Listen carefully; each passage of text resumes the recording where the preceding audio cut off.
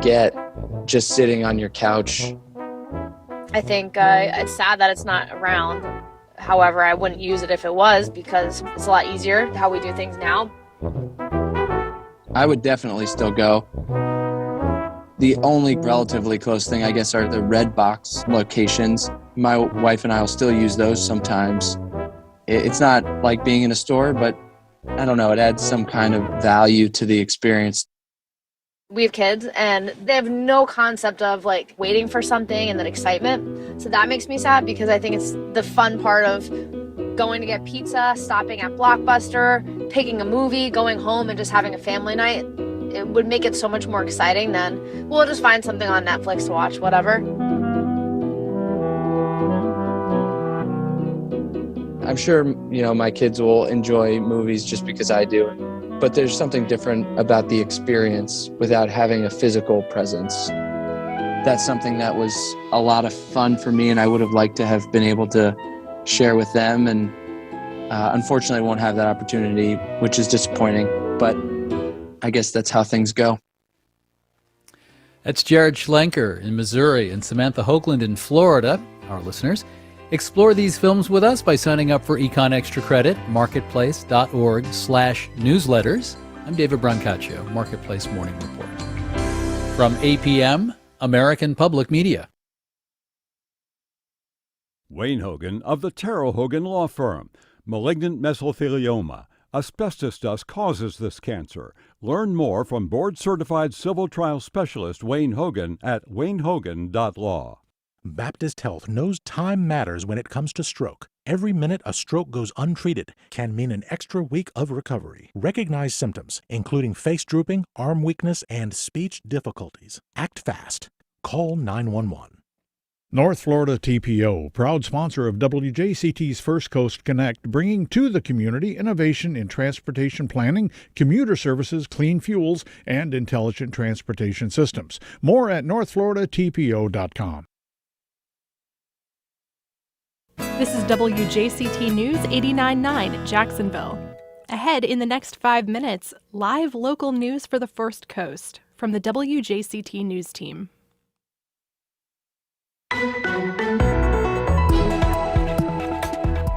The road ahead looks brighter for the city's planned Emerald Trail. I'm Melissa Ross, and just ahead this hour on First Coast Connect, the Jacksonville City Council wants to approve more than $130 million to help build a green belt around the city. We'll explain what the Emerald Trail is and how it could change urban core neighborhoods. That's ahead. Then later. This definitely changed how we take care of patients, and it's become the standard of care. How one local hospital is revolutionizing open heart surgery, plus our Jacksonville music experience. We'll take a listen to the beautiful noise of Northeast Florida. It's all ahead.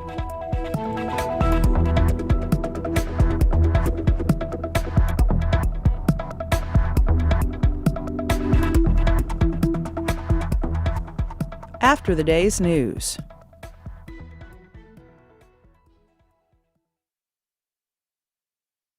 Live from NPR News in Washington, I'm Corva Coleman. It's the 11th day of fighting between Israel and Hamas militants in Gaza, and the pace of attacks has slowed down. On Wednesday, President Biden told Israeli Prime Minister Benjamin Netanyahu he expected a significant de-escalation in fighting. NPR's Daniel Estrin has more from Jerusalem. Israel continued with airstrikes early Thursday. It said it hit Hamas tunnels and the homes of Hamas militant commanders. Some main streets were bombed. But Gaza residents said there were fewer Israeli strikes than before. For the first time since the start of fighting, more cars ventured out in Gaza, some restaurants even opened, and some kids played in the streets. Palestinian militants continued firing rockets at Israel, but less intensively than in previous days of fighting. A Hamas official said he expected a ceasefire in 1 or 2 days. Israel has not said if it's ready for a ceasefire. Daniel Estrin, NPR News, Jerusalem. The Senate Judiciary Committee is expected to vote on President Biden's first slate of judicial nominees. NPR's Carrie Johnson says the White House is emphasizing the president's selection of lawyers and jurists with diverse backgrounds. Candace Jackson Akumi is nominated to sit on the U.S. Appeals Court for the Seventh Circuit, and Ketanji Brown Jackson is in line for the U.S. Appeals Court for the D.C. Circuit. Both are black women who worked as public defenders. Christopher Kang follows judge nominations closely. He says Biden's focused on professional diversity. President Biden is focusing on lawyers who have experience representing individuals as opposed to corporations. Kang says all 5 of Biden's first nominees to the federal appeals courts have backgrounds as public defenders. Carrie Johnson, NPR News, Washington. The Food and Drug Administration says it's now okay for doctors, hospitals, and pharmacies to store Pfizer's COVID-19 vaccine at normal refrigerator temperatures for a longer period of time. NPR's Rob Stein has more. The FDA has authorized storing the Pfizer-BioNTech vaccine at refrigerator temperatures for up to 1 month. Previously, the vaccine could only be stored in normal refrigerators for up to 5 days. The FDA says the change should make the vaccine more widely available by making it easier for doctors' offices to receive, store, and administer the vaccine. That's becoming increasingly important as the campaign to vaccinate more people in the United States has slowed dramatically, raising concerns about finally bringing the pandemic under control. Rob Stein, NPR News. The Labor Department says its latest weekly report of jobless claims shows a decrease of 34,000. Last week, there were 444,000 initial jobless claims filed. That's a new low reported since the pandemic began more than a year ago. Nearly 16 million people are still out of jobs. You're listening to NPR News. The time is 9:04. This is WJCT News 89.9 in Jacksonville. The Seminole tribe would be able to operate sports betting under an agreement the legislature has approved. The House yesterday approved the gambling compact. The Senate approved it on Tuesday. The Amelia Island Concord d'Elegance returns this weekend after being pushed back from March to allow more time for vaccinations. WJCT News' Bill Bortsfield reports. Hundreds of rare exotics and meticulously restored classics will be on display Sunday at the Amelia on the grounds of the Ritz-Carlton. It's always tough to single out just a few classics, but Concord spokesman Chris Brewer admits he does have a favorite. I think the one that I can't wait to see and be a few feet from is the 1995 McLaren F1 that's coming up from the Revs Institute. It's super rare, extremely valuable.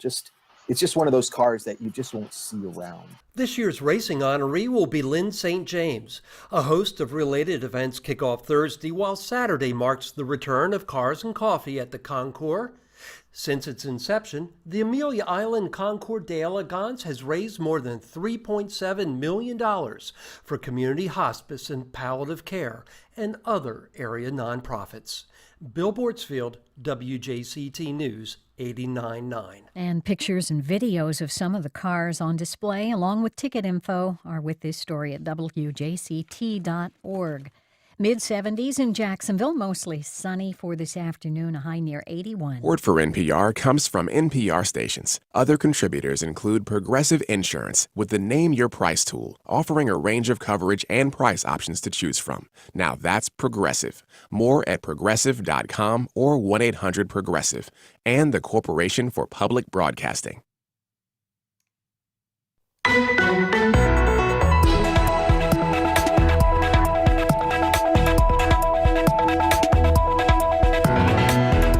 Supporters of a bold new green belt for the city take a big step forward.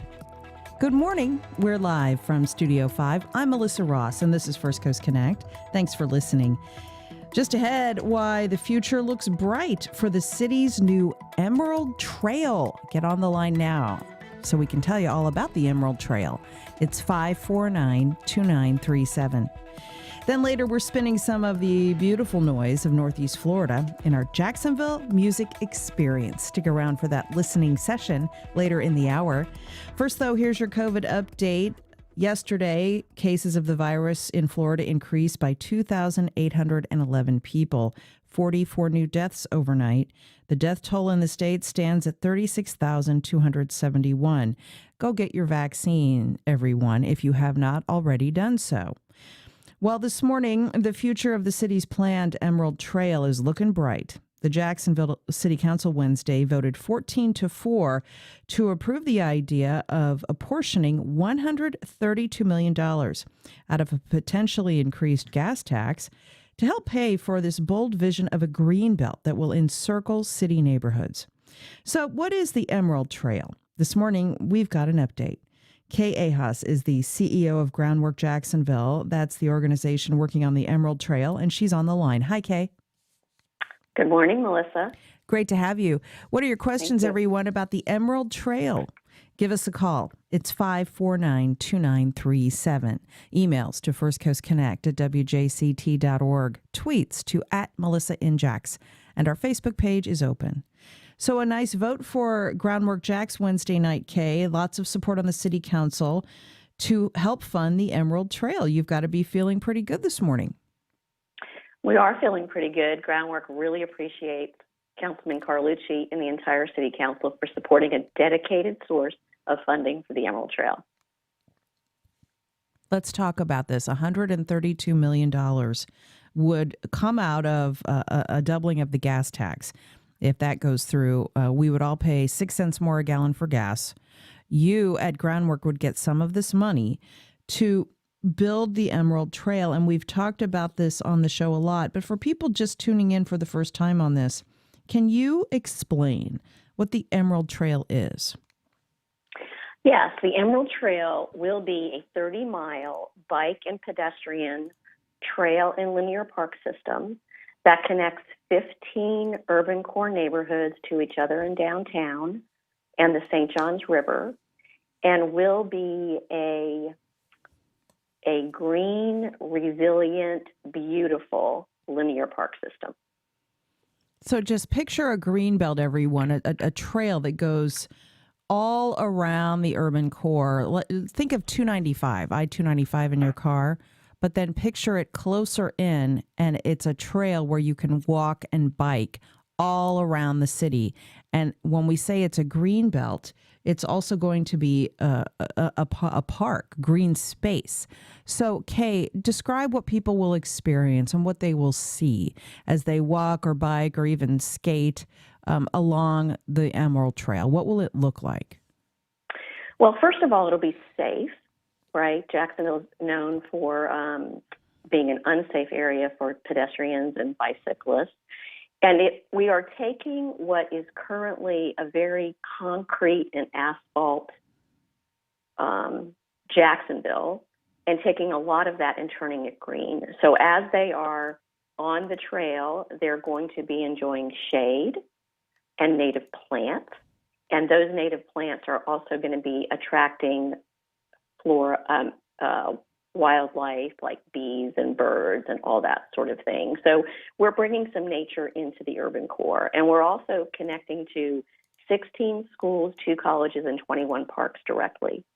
So it's just taking kind of typical Jacksonville and turning it into a more lush, usable space for everybody. We'll go to your calls in a moment. What are your questions and thoughts about the Emerald Trail? It's 549-2937. Give us a call.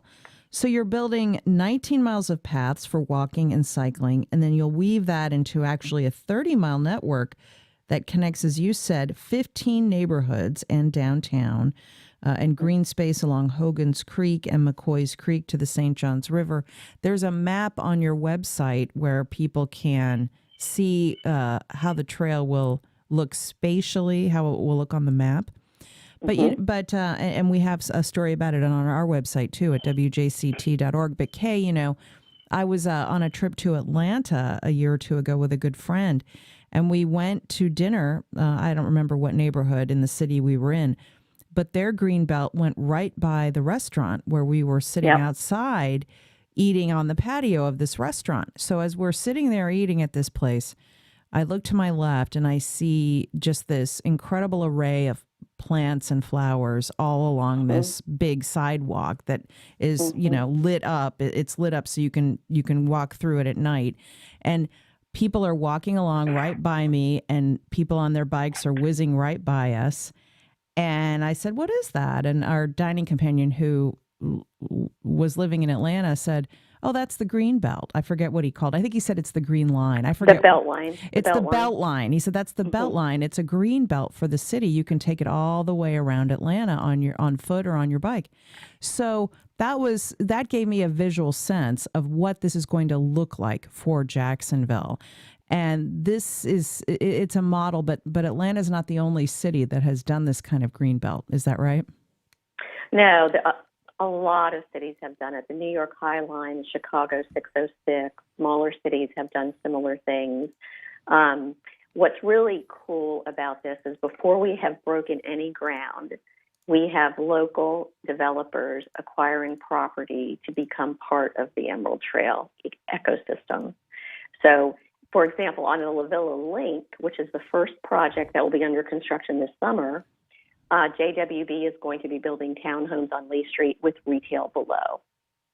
The Union Terminal building, developers out of Atlanta, the reason the impetus that made them pull the trigger on that was the Emerald Trail, because they know what the Beltline had done for Atlanta. There's a local developer that bought a block of properties near McCoy's Creek. Another person that recently came to Jacksonville and bought property next to McCoy's Creek. And the really cool thing is the uses they want to have will activate the trail and vice versa. So developers are seeing this and snapping up property now along the trail. Yeah. What did the Beltline do for Atlanta in terms of cultural and economic and neighborhood development?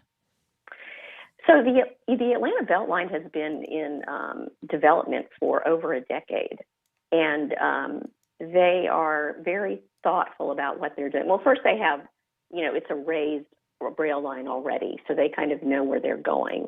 But it has spawned rehab of historic structures. It has spawned new development. On the downside, it also has encouraged gentrification.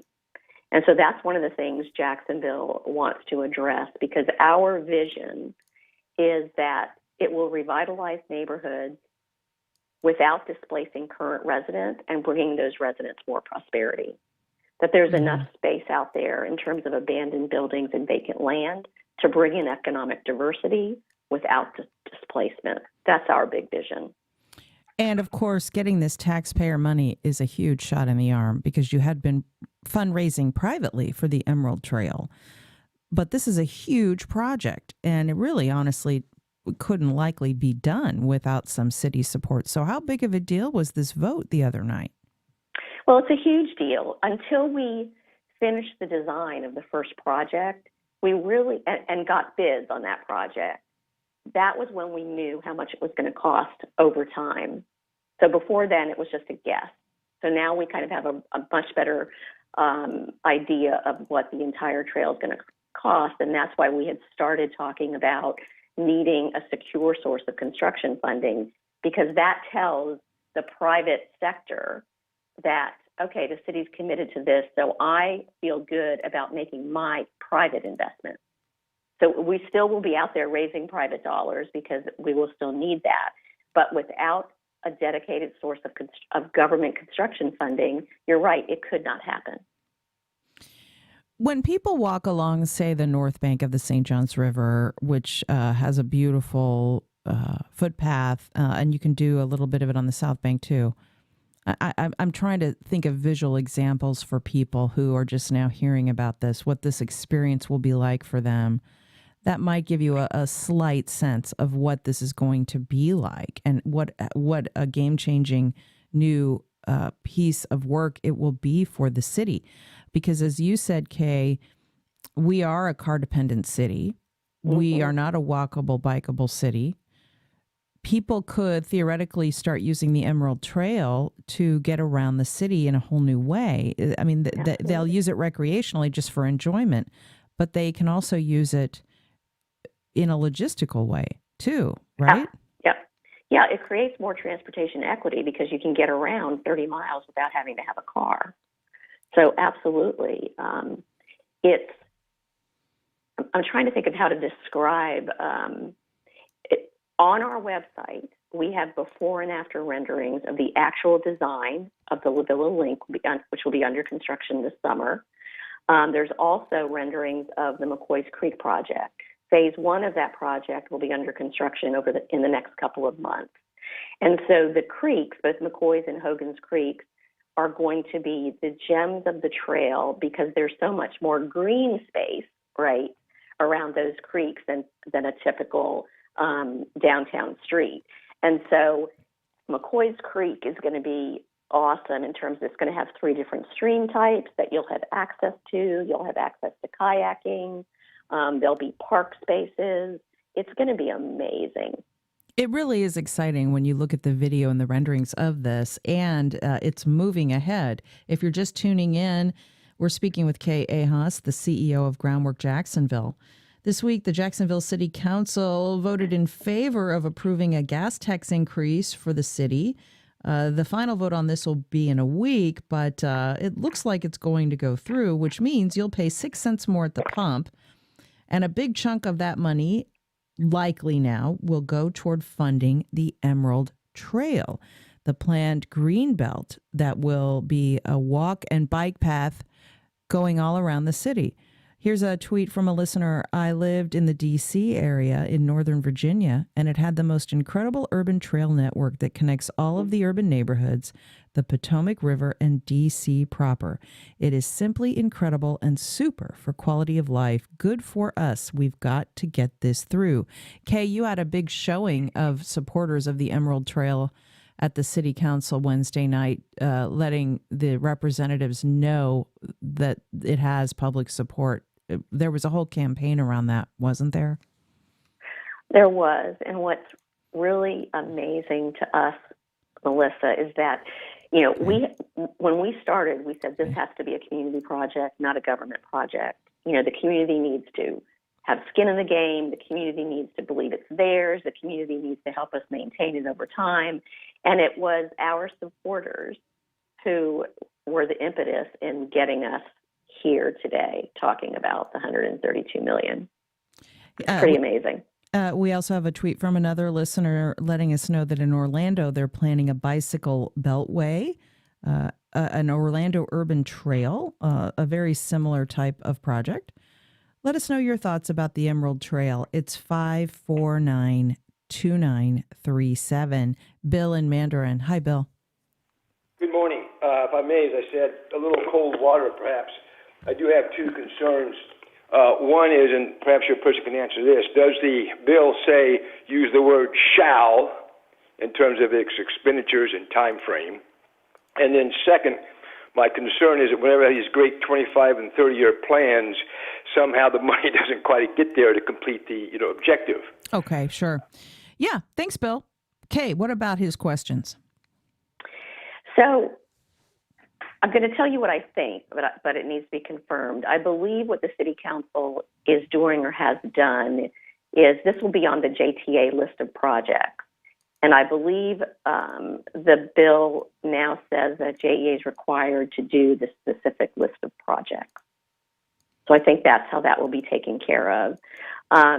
One of the things we're going to start looking at is how quickly can we get this project done? Because one of our goals is to work with every neighborhood we're going through as our design partners. And so we don't want to go too fast that that's not happening because, again, this is a community project. So we're going to be looking at all of that in terms of figuring out the right time frame that gets it done as quickly as we can, but also gets it done in the right way. Comments on our Facebook page. Here's one from Catherine. The Emerald Trail is a huge opportunity to enhance all of our lives and attract visitors and private investment. But the promises to replace septic tanks are long overdue. Funding the Emerald Trail before addressing the removal of septic tanks in the city is to continue the disenfranchisement of those same residents who have been dismissed over and over again. So, Kay, for those who don't support the taxpayer money going toward this project, what's your response that there are other more critical needs that should come first? Well, it's my understanding that the City Council is going to be passing a bill that dedicates either $50 million or $100 million over the next 2 years for septic tank removal. There are a lot of needs out there, but I guess what I would say is that the Emerald Trail is a major infrastructure project in Jacksonville's underserved communities. So this fabulous transformative amenity is going exactly where the need is. And so it's a quality of life issue. And so I guess my stance is I'd like for us to be able to do both at the same time, because Yeah. Can we do more than one thing at a time? exactly. Right. And what this is this improves health. It's free recreation. It's a social connector. I mean, there's so many benefits to this. With every dollar spent on trails, there's almost a direct medical cost savings of $3. What studies have found is that the people that use the trails the most and benefit the most are the folks that live next to the trails. So think about where this trail is going, and it is absolutely, in Groundwork's mind, an environmental, a social justice project.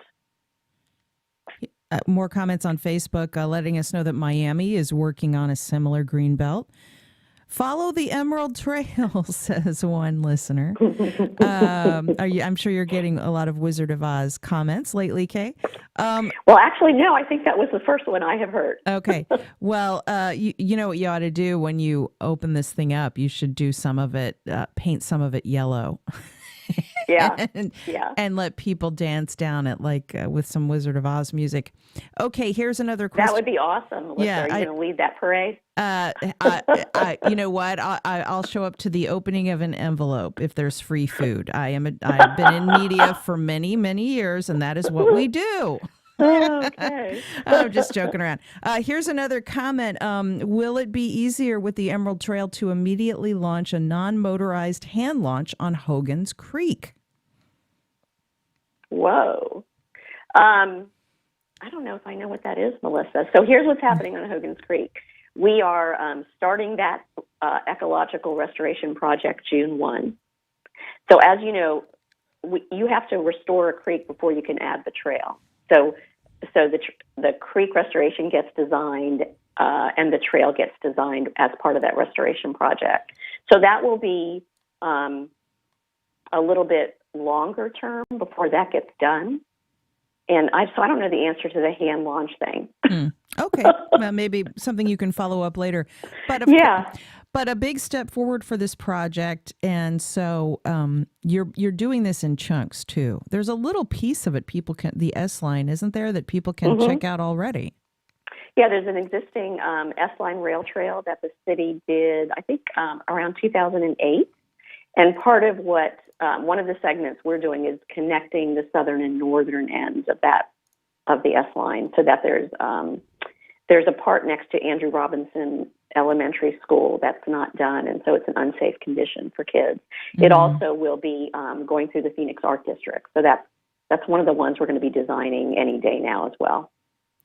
Okay, and if you're just tuning in, we are talking about the Emerald Trail with Kay Ahas, the CEO of Groundwork Jacksonville. This week, the City Council took a preliminary vote to approve more than $130 million out of gas tax funding for the Emerald Trail. And they also voted in favor of increasing the gas tax overall, even though there is a lot of opposition to it out there. It likely is not going to go to a referendum. It likely is going to be supported by your local representatives on the Jacksonville City Council. And as we talk about the Emerald Trail, you can look at a video of this at groundworkjacksonville.org. Stories about it on our website, too, at wjct.org, as you try to get a visual on what this will look like for the city. We're going to take one more call on this. It's Letitia in Jacksonville. Letitia, good morning. Good morning. Well, first I would like to say, how important and good will be to have the Emerald Trail going on in our city. But also comment that, we all know that first the city already has funds for this, and the tax raise and the gas after the trail is concluded will not be lifted, so we will always be paying our taxes over this project. Okay. All right. Thanks, And Letitia. second- So you're not in and favor second, of it? You know, they are improving these areas in the city, and then the real estate will raise, and the population that should be served by the service will actually, be cleaned off the area because they won't be able to afford living in the area. So Okay, Letitia. Thanks for that. So, Kay, you addressed some of those comments earlier that these types of projects can lead to gentrification and that there are downsides to them. So what about that? So we've been working with the neighborhoods along McCoy's Creek for the past 3 years. And we are now partnering with the neighborhood organization in Lift Jacksonville to create an equity plan that will address affordable housing, workforce development, gray and green infrastructure. That community came together and said, here's our vision. This is what we want in terms of history and culture, all of those sorts of things. So we are working with them on an equitable development plan to implement that vision. And that's what we'd like to do with every neighborhood that the trail will go through. So we are committed. Our vision is that folks get to stay in place and prosper. And we're going to need a whole lot of partners in cooperation to do that. But it is critical to Groundwork's mission that be the outcome. More at groundworkjacksonville.org. Check it out. It's the planned Emerald Trail, the greenbelt for the city. Kay Ahas, the CEO at Groundwork Jacks. Thanks so much. And much more still ahead. Later in the hour, we'll take a listen to the beautiful noise of Northeast Florida. It's a listening session in our JME, Jacksonville Music Experience, with local musicians. But up next. This has definitely changed how we take care of patients, and it's become the standard of care. How one local hospital is radically reducing the need for invasive open heart surgery with an innovative new procedure. We'll be right back.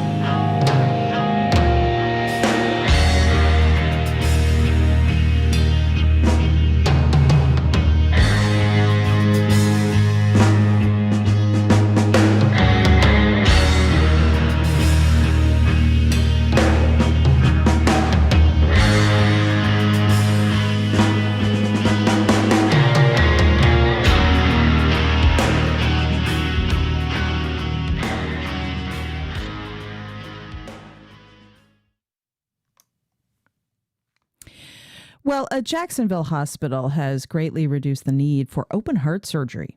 They do it by using a much less invasive procedure called TAVR, T-A-V-R. What is it? Well, I spoke with Dr. Samar Garis. He's with Ascension St. Vincent's. Take a listen. Hi, Dr. Garis. Good to talk to you. Thanks for joining us. Oh, great talking to you. Thanks for having me. Okay, a big milestone at Ascension St. Vincent's. You've reached 1,000 transcatheter aortic valve replacements, or TAVR. As we talk about this, let's talk about first heart valve disease and the dangers it poses to people with the condition. Tell us about that.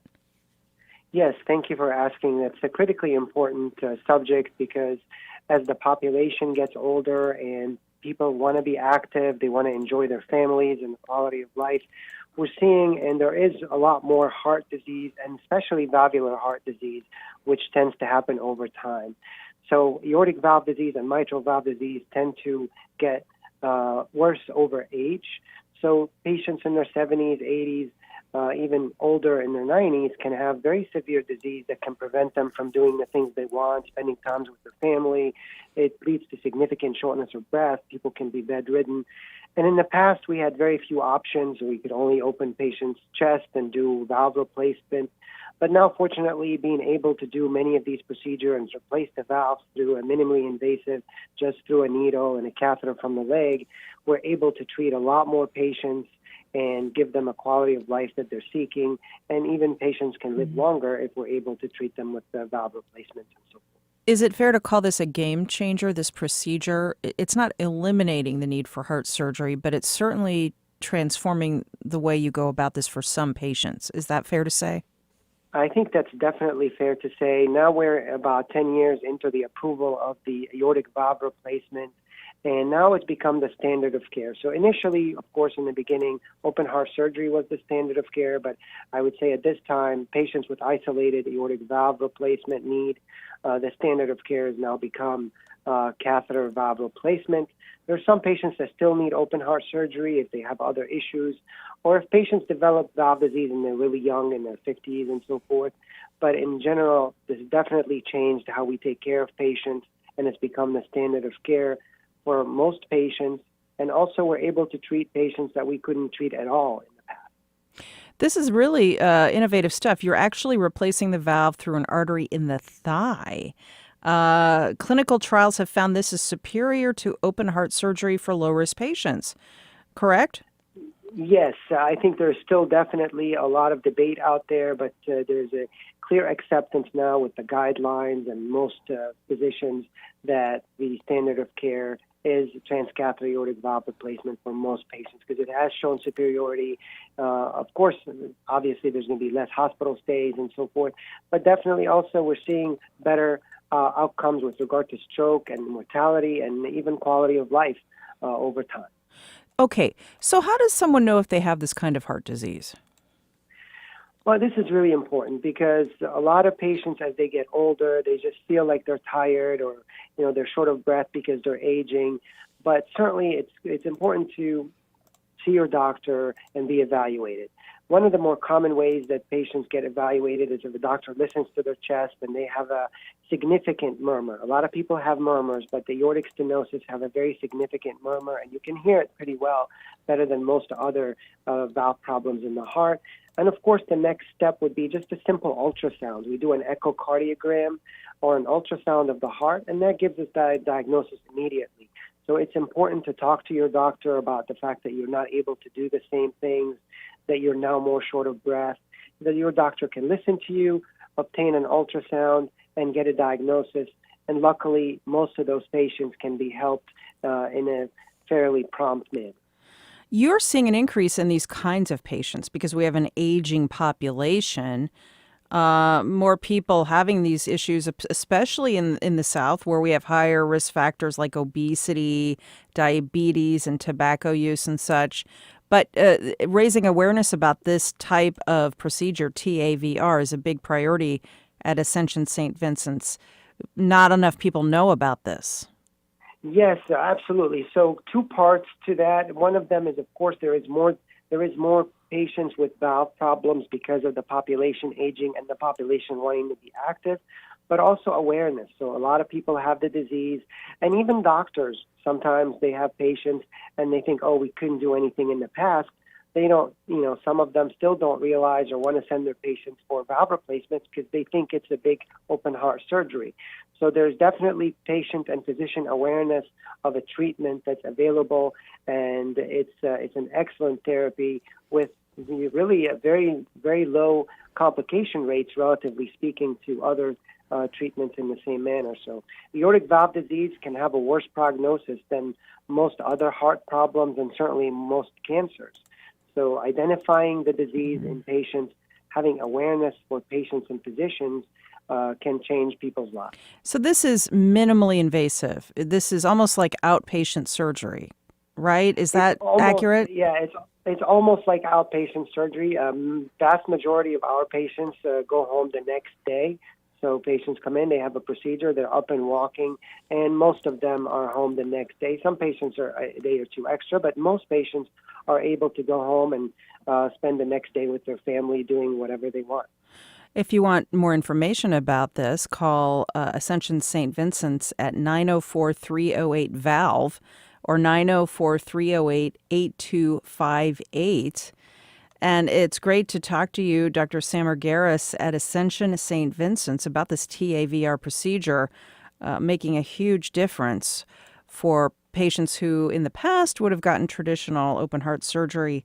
But this is a really innovative, new, and less invasive option. So, Doctor, thanks so much for being with us. Thank you very much. I appreciate it.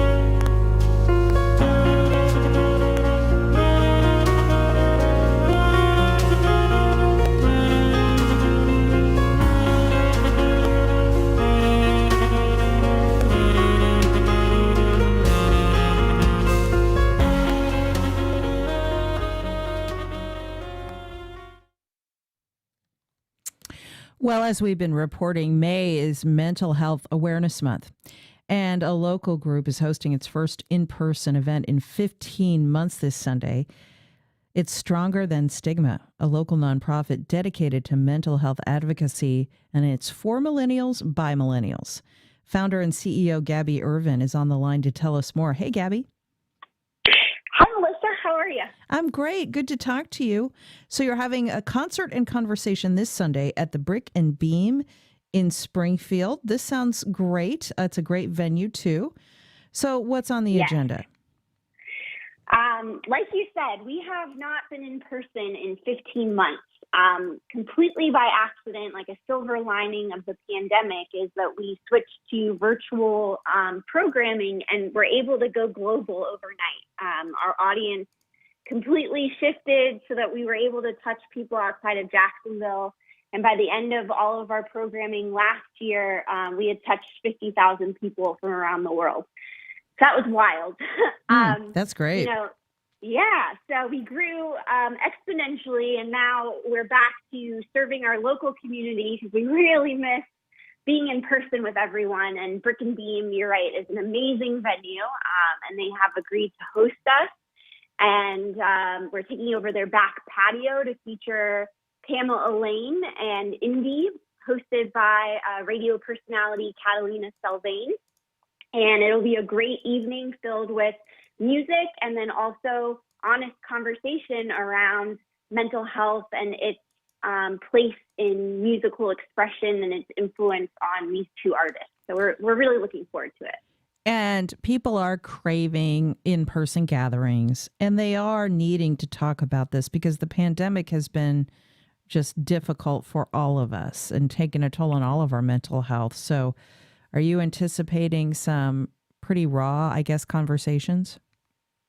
Yeah, I mean, I don't know exactly what Pamela and Indy will share with us because I'm sure that, mental health has probably always been part of their influence and using music has probably been always a coping mechanism. But I think that we're going to be the first to hear how the pandemic affects their creative process. And so that'll be really special. And then I always know, too, that whenever we gather people in our community, cool things tend to happen. People connect on a deeper level and just recognize that they're in good company with people who get it and who will be open to receiving whatever it is they need to say. Now, your organization is called Stronger Than Stigma, and it's aimed at millennials. Tell us why you have the focus on that particular age group. Sure. So a couple of my friends and I actually started this organization close to 8 years ago now, while we were juniors at the University of Florida down in Gainesville. And at the time we were students, and we were noticing that students, when they get into trouble, they don't talk to professors or the administration, they talk to their peers.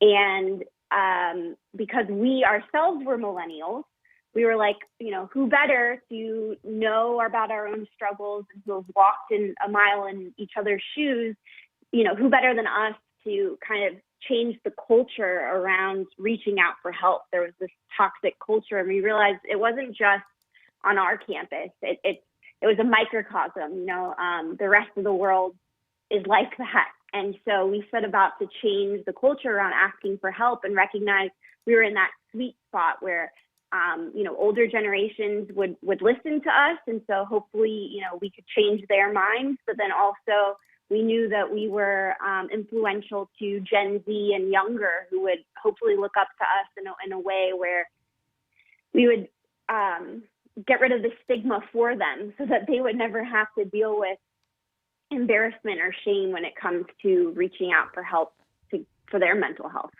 That's why your organization is called Stronger Than Stigma. We are talking all this month on the show about Mental Health Awareness Month, and the whole idea is talking about mental health challenges and mental illness reduces stigma. We shouldn't have stigma around mental health, but we do. So how do you work to combat that?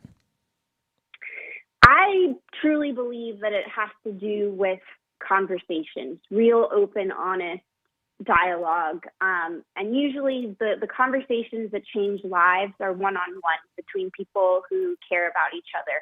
And I think that sometimes it's the hardest to have a conversation with somebody like a friend or family member that can really help you turn that corner, but it's the most important thing. And I think that it's challenging a lot to be on the receiving end of somebody's emotions or, challenges. But I think that recognizing it as an honor that somebody came to you and then, actively listening to what they have to say, it's not your job to fix them. They just, they need to know that it's safe to express themselves. And I really think that that's what it's all about.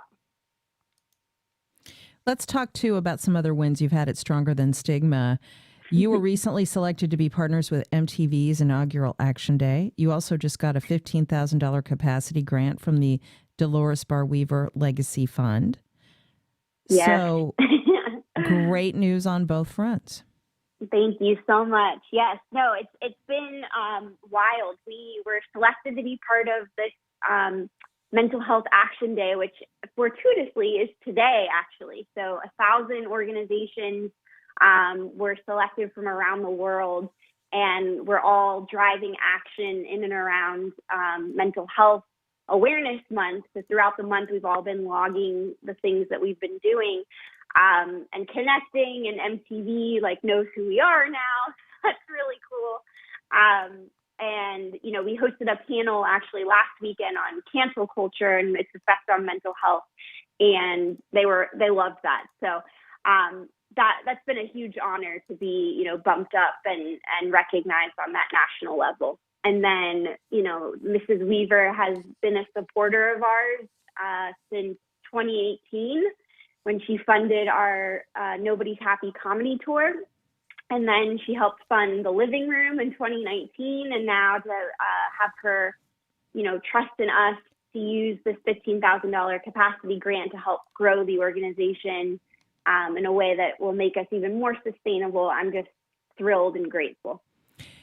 And this is a model that I think you've hit upon that's really great. Bringing people together just to talk, that's therapeutic in and of itself. Yes.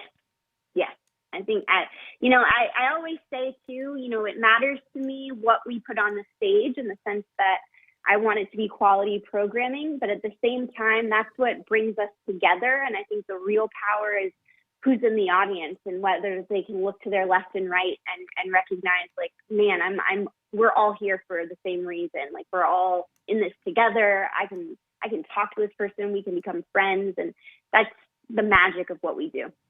We're talking with Gabby Ervin, the founder and CEO of Stronger Than Stigma. May is Mental Health Awareness Month.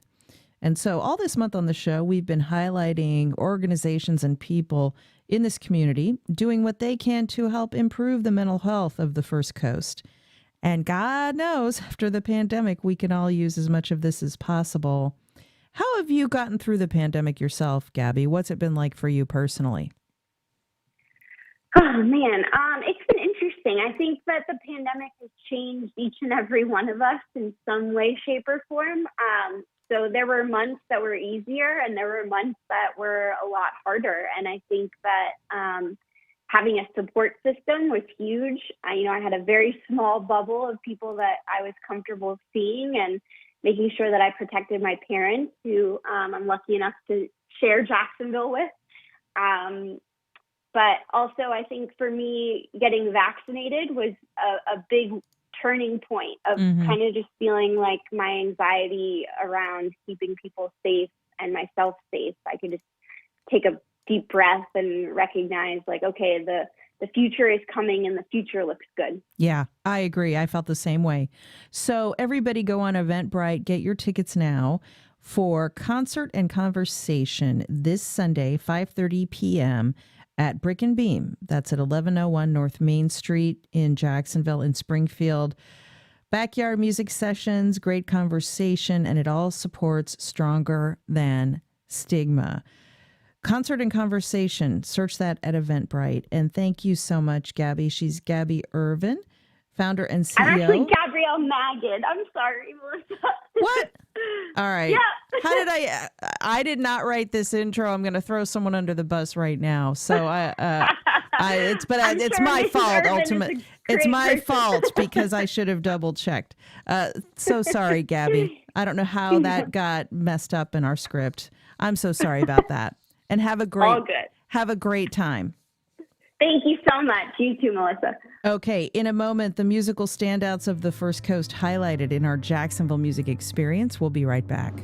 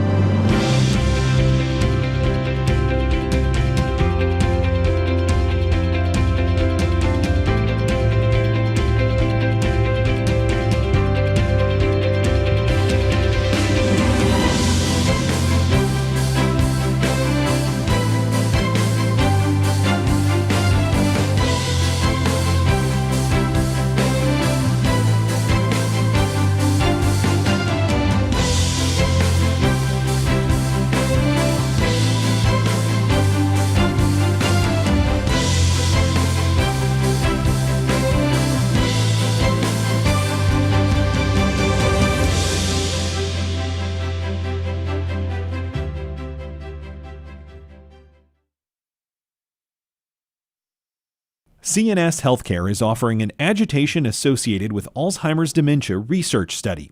Has Alzheimer's changed your loved one? Have they shown verbal or physical symptoms of agitation? Learn more at cnshealthcare.com. Move Day, a Sudduth company, is dedicated to providing personalized and dependable local moving services in the Jacksonville area. Move Day's team of professional movers provides quotes and real-time move tracking technology. More info at movedaymover.com. I'm Carol Hills from The World. Each day, our program gives you a chance to step outside our borders, to hear what's going on around the planet, and to hear how events in America are seen across Africa, Europe, Asia, and the Americas.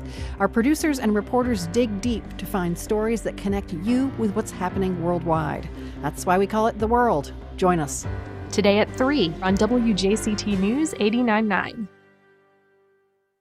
The CDC has loosened its COVID guidelines for people who are vaccinated. But in India, the pandemic is rampaging across the country. On the next Fresh Air, New York Times reporter Jeffrey Gettleman joins us from New Delhi, where he says sickness and death are everywhere. He's reported from war zones, was kidnapped in Iraq, but finds this frightening in a different way. Join us. Today at noon on WJCT News 89.9. It's the moment both abortion rights and anti-abortion advocates have been waiting for. One side with gritted teeth, the other with bated breath. The Supreme Court has agreed to hear an abortion ban case that many see as a direct challenge to Roe v. Wade. What does a recent string of bans, including a big one in Texas, signal for the future of Roe? Next time on 1A. Today starting at 10 on WJCT News 89.9.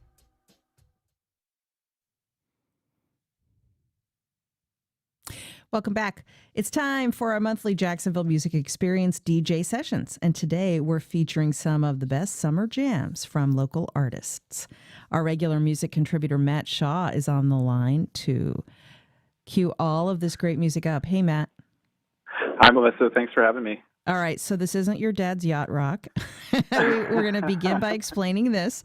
This is contemporary local music that you can pair with a cold drink and a warm summer breeze. So tell us what you've got picked. Yeah, so I think we often think about summer music as kind of being breezy, carefree, radio-friendly fare. You mentioned yacht rock, Jimmy Buffett, Eagles, that kind of thing, maybe some reggae. But Northeast Florida, I think with its diverse music scene, subtropical climate, et cetera, I think, summer jams could be one of our main exports. So these three songs that I have today, I think are all perfectly timed to invoke summer. They're all contemporary, as you said, not your dad's yacht rock. So I wanted to start with one from Leo Sun. The song's called When You Wake Up. And I think it's one of the most exciting debuts of any local artist. I'm really excited by this song. Leo Sun, When You Wake Up features this like languid pedal steel guitar, some nice auxiliary percussion, and Leo Sun's voice, they push it around like so casually as if in like a Chase lounge instead of a recording booth. So let's go ahead and cue up When You Wake Up from Leo Sun.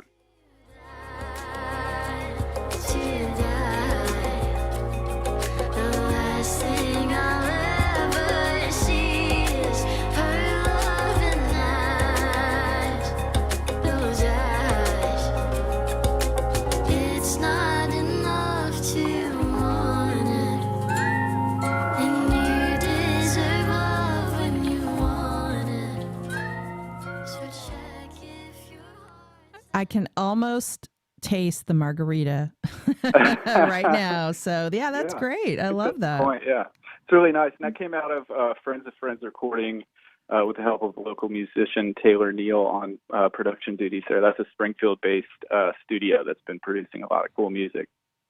There's so much great talent in this very part of the world. It's so great to get your insights into this, Matt. Okay, so tell us about your next cut, Memories of You, from local rapper, producer, singer Eddie Bravo.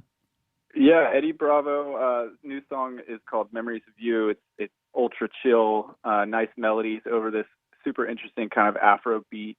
It reminds me a lot of some of the popular like Afro pop artists that are making noise right now, like Kita Cuz. So yeah, let's listen to that one, Memories of You by Eddie Bravo.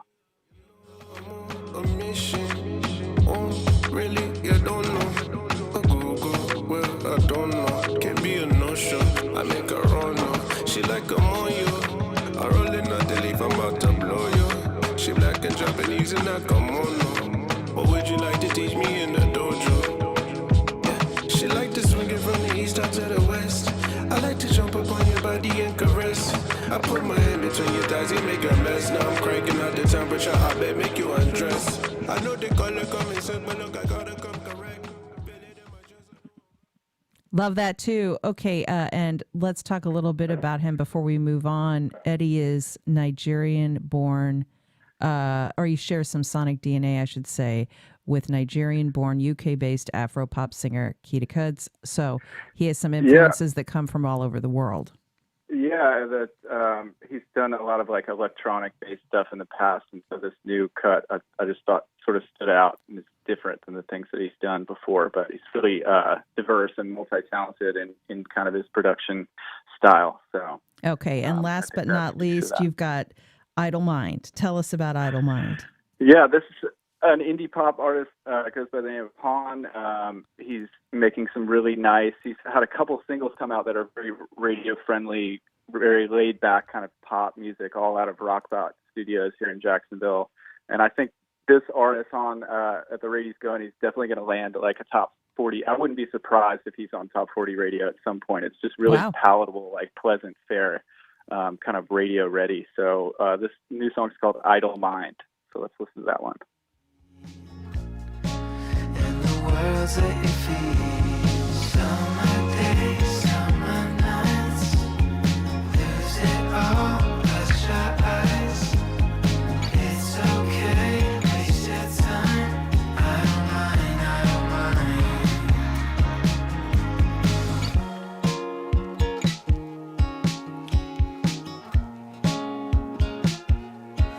up all night.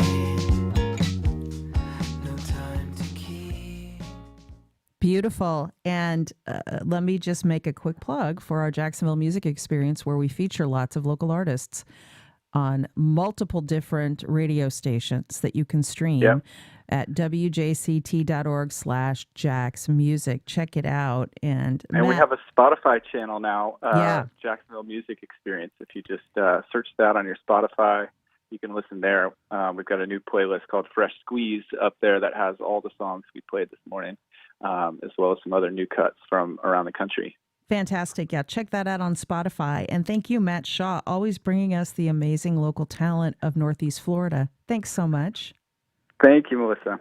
We're going to close with Leo's Son, When You Wake Up.